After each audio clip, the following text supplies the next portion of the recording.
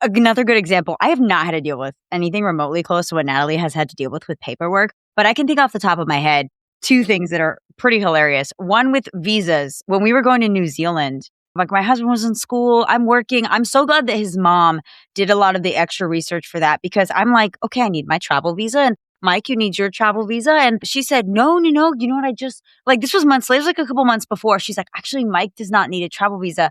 He's a citizen. And so he needs to renew his passport. And I was like, oh, we should definitely do that. If he didn't renew his passport, they won't let you in the country. So again, guys, that's stuff to check with. You'd think that's a duh thing, but like he doesn't use his New Zealand passport. He doesn't like, hi, I'm also a New Zealand citizen. He doesn't ever think of that. And so it was something you don't think of, make sure if you're born in a country or a lot of countries, if both your parents are from there, you have citizenship there. So make sure you renew those passports. Again, with the visas, I couldn't believe this. With just the travel visas, there were so many people. So we flew from Florida to LA and then from LA to Papiti and then from Papiti to New Zealand. In LA, boarding the plane, there were so many people they wouldn't let board because they didn't have travel visas. And they're like last minute trying to with the airport Wi-Fi, do the travel visa thing and get it. And they're like, final boarding call. I was like, oh my gosh, this is giving me so much anxiety. These people are not going to get on their flight to New Zealand. That is literally a nightmare.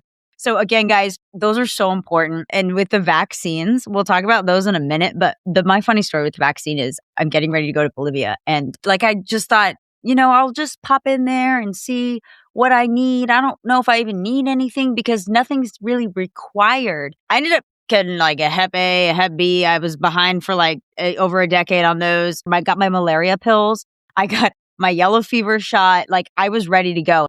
There was one I'm forgetting about, but I was like, do I need this one? She's like, well, it's the one for the upset stomach and the blah, blah, blah, blah, blah. I'm forgetting the name. But I was like, oh yeah. Just give me that one too. I was like, I don't want to be throwing up from both ends on this vacation. I was like, I don't care.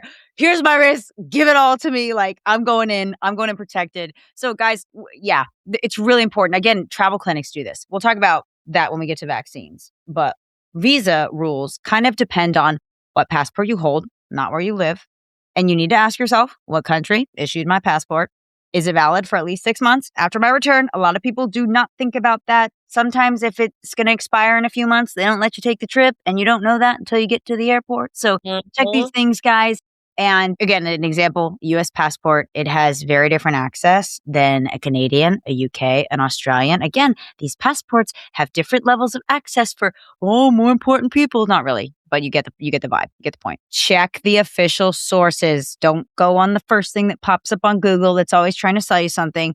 Destination countries, embassy, or consulate websites are the best place to look for these things. You're just going to basically go to the consulate website of this country. You're going to search visa requirements for blank, Bolivia, Panama, Costa Rica. Just kidding. But yes, all those places, you're just going to punch it in and then you're going to use a trusted visa checker. Quick and easy. Here's some trusted visa checkers. There's a lot. IATA, Travel Center, Airline Status Rules, Sherpa, Visa HQ, eVisa. Again, guys, in our blog, we've listed all this so that if you don't understand what the heck I'm saying, you can go check it out. You're going to just enter passport country, destination, purpose. Is it for tourism, business, etc.?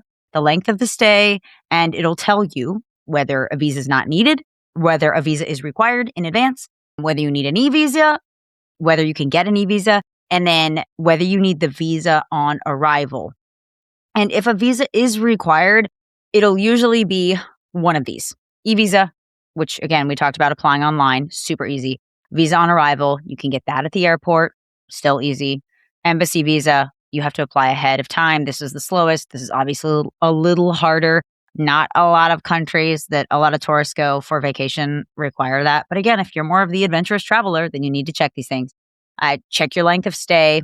Even visa-free countries have limits on the amount of time you can stay.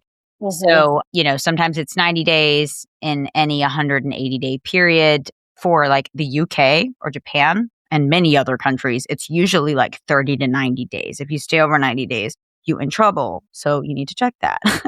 And then overstaying, what happens if you do overstay? If you're like, screw it, I'm going to stay in Japan for 3 years, you can be fined a large amount of money, which is never fun. you can be banned from Japan or any said country. And then future visas, if you try to come back, obviously. If you're banned, you're never coming back. But if there's a country that you get a fine for, it's going to be hard to get back with a visa, and you're going to have issues because you broke the rules. You break the rules. You pay the consequences.